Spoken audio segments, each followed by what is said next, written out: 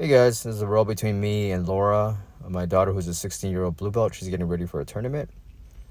So right here she goes for an arm drag takedown, and I just roll back into guard retention. She really likes wrestling, so she likes doing arm drags, single legs, double legs, similar type of takedowns.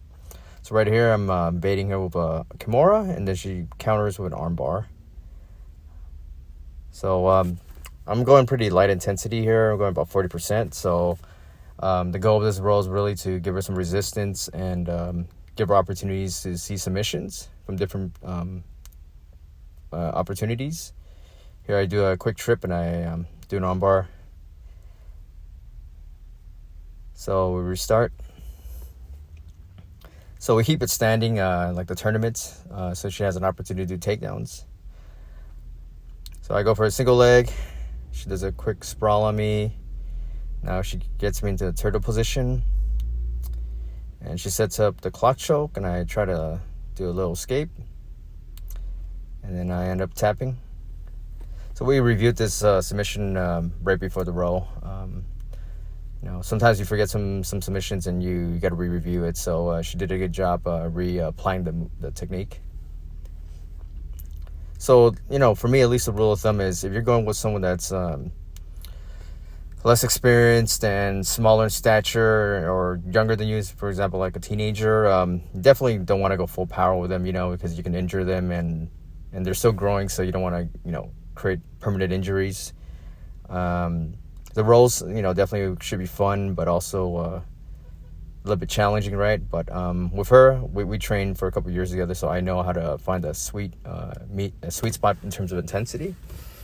So, she gets most out of it, and she can learn to apply submission, sweeps, counters, or reversals, so that she can learn. So here, I kind of leave my neck exposed, and I want to see if she can get me. And she does, with a rear naked choke. I actually wanted her to get an armbar from that bow and arrow attempt, but rear naked choke is pretty good, too. Anyhow, so we're standing again.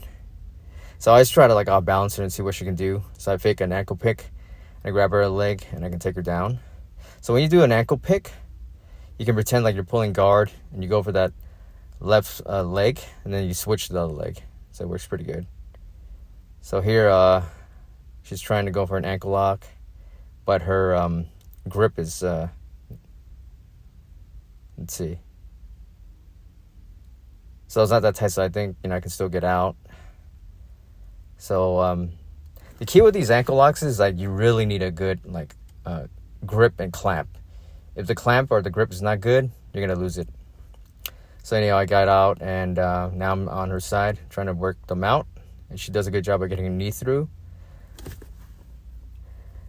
So the knee is very good for guard retention, getting half guard, knee shield, and things like that. So it's something that you definitely can hone on to make better for defensive measures.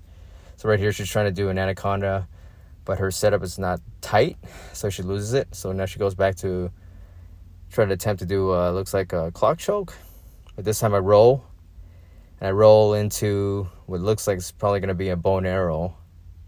So let's see what she tries to do right here. Yep, looks like she has a bow and arrow that she's trying to set up. So she's got my neck lapel, and then she's got my pants, and she just has to turn that way. So it's not that tight, so I can work an escape, but then I leave my arm out, and then she gets me in an arm bar. So whenever the bow and arrow fails, you can always switch it to an arm lock. Or you can go back to mount if they don't use their knee shield to get a half guard. So anyhow, we restart again. I'm trying to set up a trip, but it ends up being a crappy attempt, and then I kind of fall down, but I end up on top of her anyway, so 2 points.